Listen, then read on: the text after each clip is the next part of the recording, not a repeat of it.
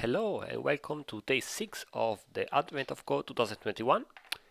Today the problem tells us that we have a population of fishes and every fish has a timer.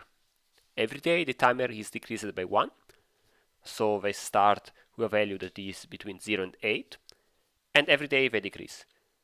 Then, when the timer reaches 0, the day after, that fish that has a timer of 0 will be reset to the timer 6. So essentially, fishes are immortal. They only cycle from 6 to 0.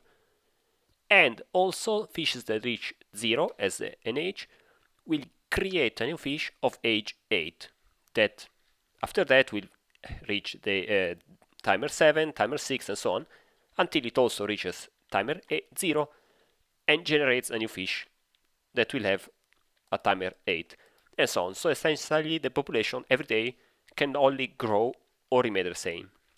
It can never lose fishes.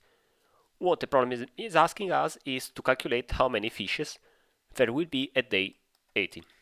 So let's look at our problem.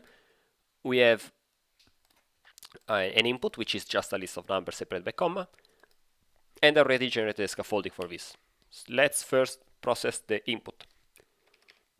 We read the file and split, since when we read we get just a single big string, we split using a comma.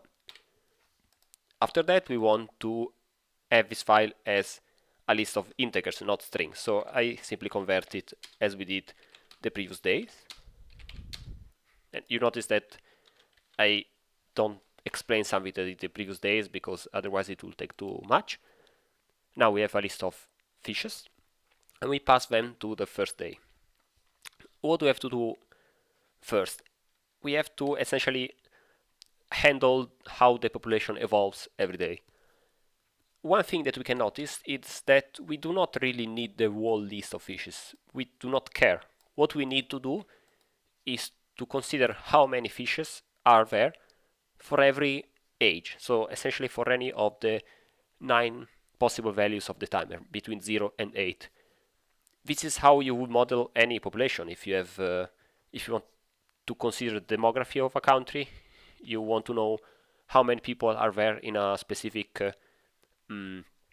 age range. You don't really care about a list of all the people and all their ages. It would be too long and unusable. So what we can do is to represent every list over every day as just a count of how many fishes are there for every of the 9 possible age values, which can be a dictionary or a list.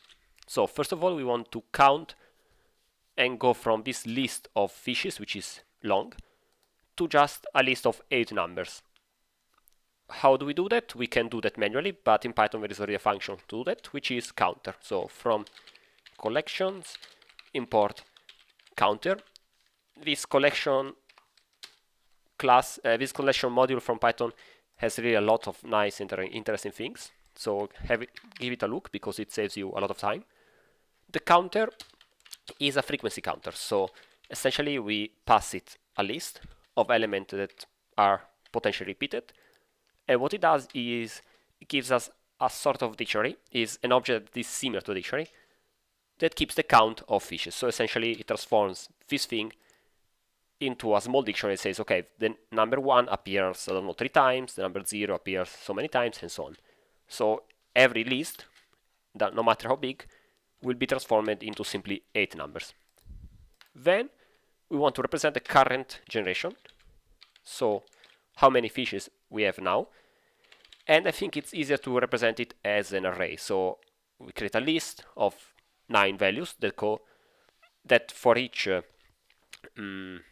essentially each age group and each timer value give us the amount of fishes of that age. So we say that the current generation is what?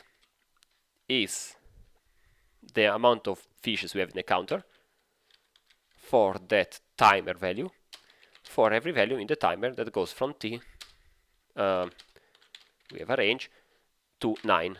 Notice the 9 is because the timer will actually, the range will actually go until the value 8. It excludes the value that is passed here, and it starts from 0, so that's fine. Then we want to, well, let's print it. So I want to print the initial generation, initial population, and this is already a shortened version, so it's already an array, a list of 8 elements.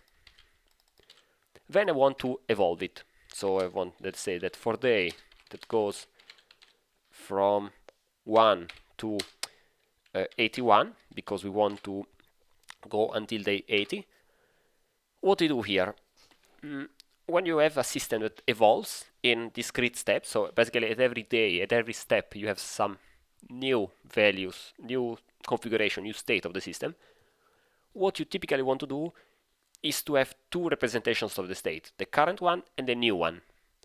Why? Because if you process the current state to create the new state, you cannot alter the state itself, because you would end up in a situation in which you are trying to read something and writing it, which is a big no, because it's dangerous. You can then read a value that you just wrote, and essentially you are not calculating the next state, but sort of mixture of old and new. So what we do is instead we create a new generation, and here we don't touch at all the current generation, we just set up the new generation, we'll do some calculation here, and then at the end of the cycle we show the population at this moment, and we assign the new generation, we assign the current generation to the we assign the new generation to the current generation. So we simply swap the states, but that we do only once at the end of the cycle. So after we calculated everything, we calculate the complete new state and we overwrite completely the old state. This is the population at the day, which is day, and we have the current population here.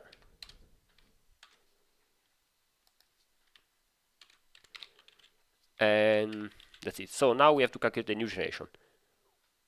The general rule is that the new generation is simply the old generation shifted of 1. So what we do, this is simply getting all the elements of the previous generation except the fishes that have age 0. So the fishes that have timer 1 will have timer 0, the ones that have timer 2 will have timer 1, and so on. This is what happens in general, except the two cases.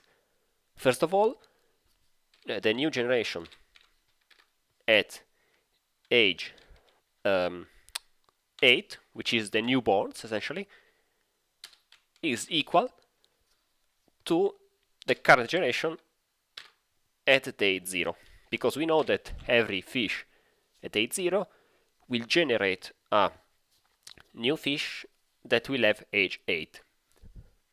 And another special rule is that we know that fishes at age 0, the timer with a timer that is 0, will also be reset to age 6. So we say that the new generation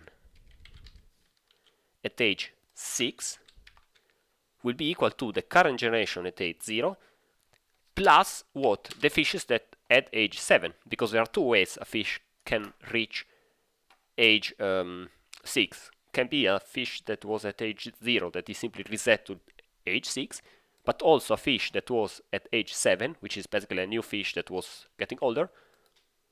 And so we have to do the sum. So current generation at age 7. So this is how this can be done. And that's it. So let's try to run it. Okay, we have an error. Why? Because at line 9 we are assigning the age group 8, which doesn't exist. This because we shifted the elements, so the array that we get is of size 8, not 9.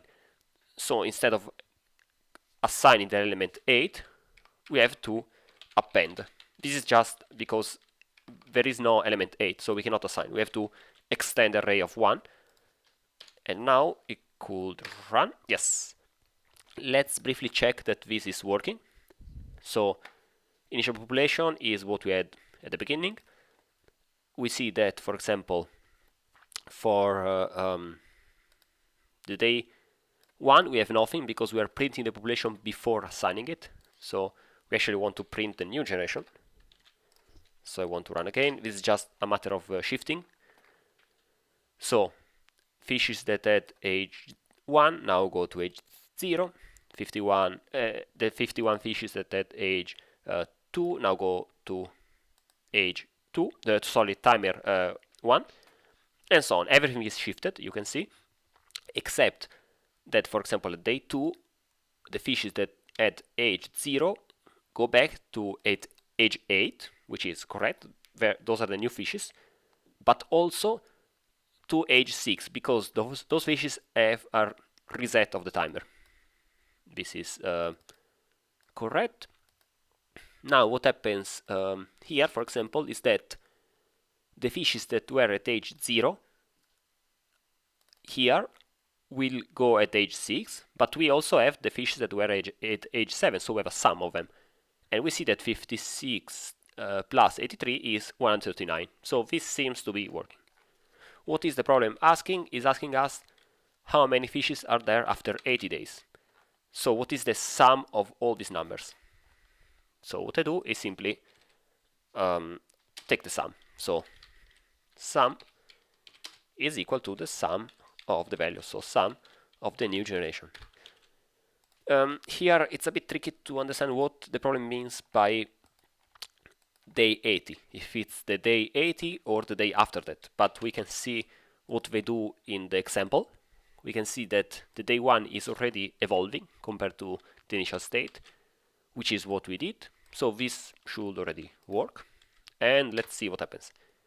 Day 80, we now have the sum here, and I copy this value, and this should be the solution, I hope. Great, so let's see you later for part